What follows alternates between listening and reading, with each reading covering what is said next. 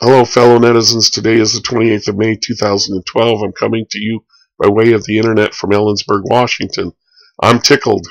I'm really, really tickled, and I don't get tickled very often anymore because, as you all know, at least my friends, that are watching me on Facebook and whatnot, um, I, most people are watching these videos actually through YouTube, but um, I'm tickled because I'm still having an impact in the world, even though I'm essentially bedridden now. And I didn't produce any videos the last 2 months because I ran into some more health issues. They wanted to put me in the hospital, and I denied because there's not much they can do for me now, and except for make me comfortable. But I am not comfortable dying in a hospital. If I'm going to pass, I want it to be in my own home. And so I'm just telling friends and family that's why I didn't go into the hospital this time. I think I think I'll still stick around for a year maybe, because I feel pretty good right now. But I had some tough times this winter. But the winter's gone now, and I suspect I'll get on my feet here for at least a couple more months. Anyway, I'm tickled because I'm still having an impact in the world. Let me tell you about it. I went to Yahoo groups, which are forums, the old-time forums. Now, their forums are quite popular on the internet now. Most anybody, if you've got a domain name and a website, you can install a forum. And so they've got software packages, and there's hundreds of different companies that produce forums now. But 10, 20 years ago, well, I shouldn't say 20, because the internet was pretty new 20 years ago. There wasn't a lot of software out there. But at least 10, maybe 15 years ago, the only forums that were really out there were Yahoo forums. They call them Yahoo groups, but they're just forums. And Yahoo had developed the forum software ahead of everybody else. And even Google didn't come out with forums for probably 2 or 3 years after Yahoo groups, but by then Yahoo had already cornered the market on forums.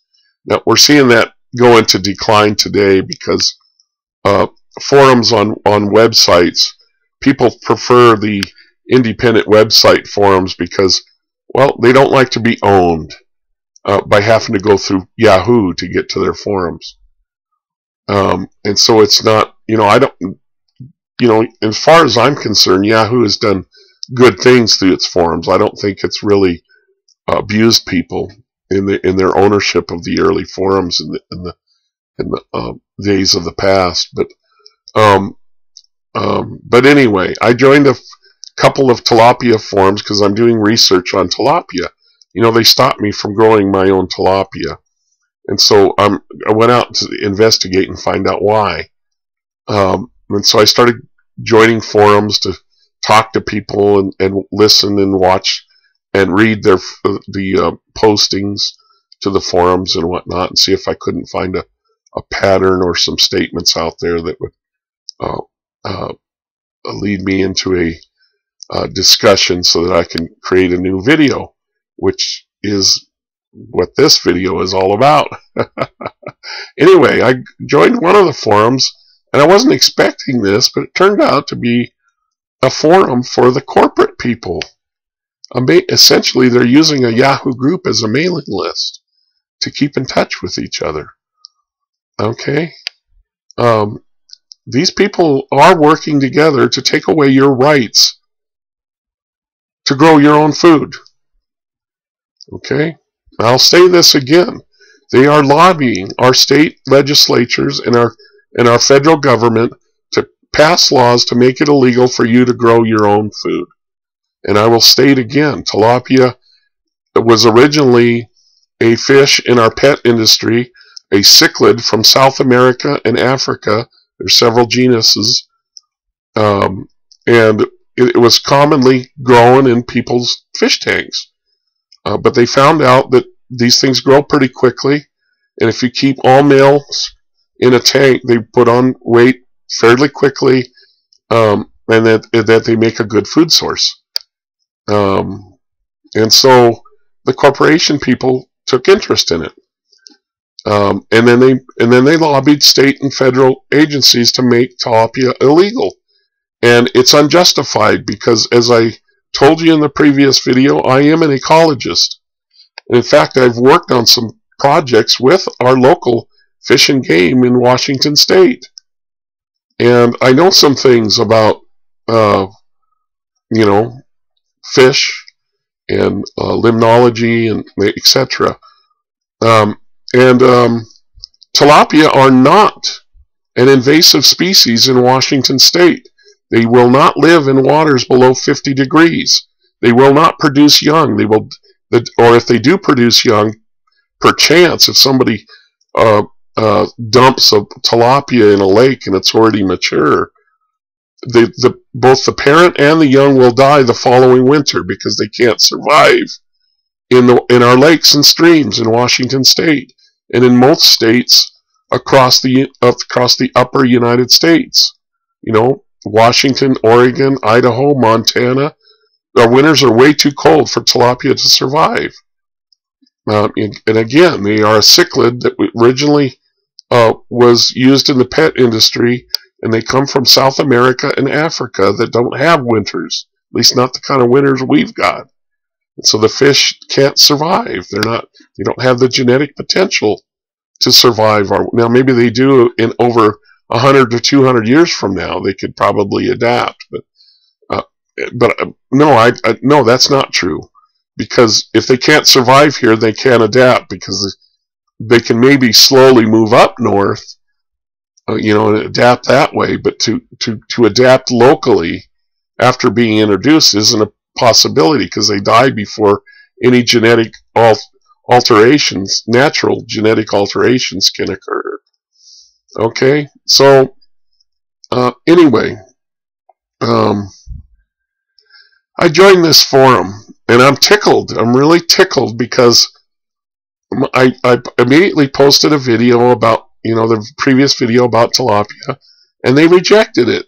And the rejection came by way of a personal email message from a CEO from one of the largest tilapia companies in America and in the world. You can go see about them at fishfarming.com. It's a company called Aquasol. And I got an email from Tom Freese, who's their chief executive officer, the CEO of Aquasol. And so, I'm tickled. I'm so privileged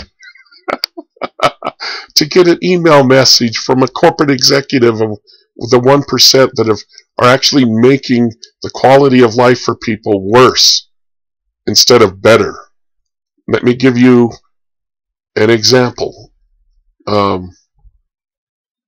When they genetically modify an organism, and if you go out to their website, you will see that they have a high-level Yale graduate PhD gentleman, older than me, on board, and they have a profile of him, and they're not even afraid to tell you anymore that they are into the genetics of tilapia.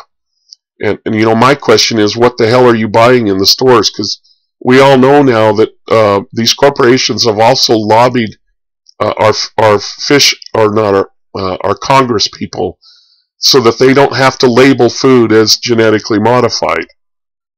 Okay? And so what are you buying when you go to the grocery store now, folks?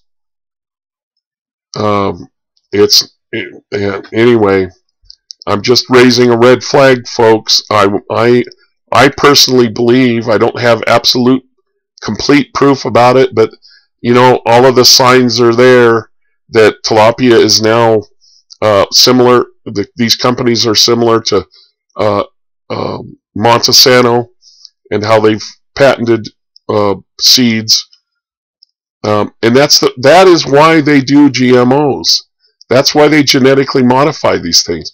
All of this stuff they told us 10 and 20 years ago, that they were going to genetically modify food so that they could produce more and help people. That's not what it's about. It's about genetically modifying things so that they can take ownership of it through patents. And then once they gain ownership from it and they've got control of it, then they can manipulate the economy so that they control the supply and demand, as most of you economists know, so that they can actually raise the price. Let's look at corn in Montesano.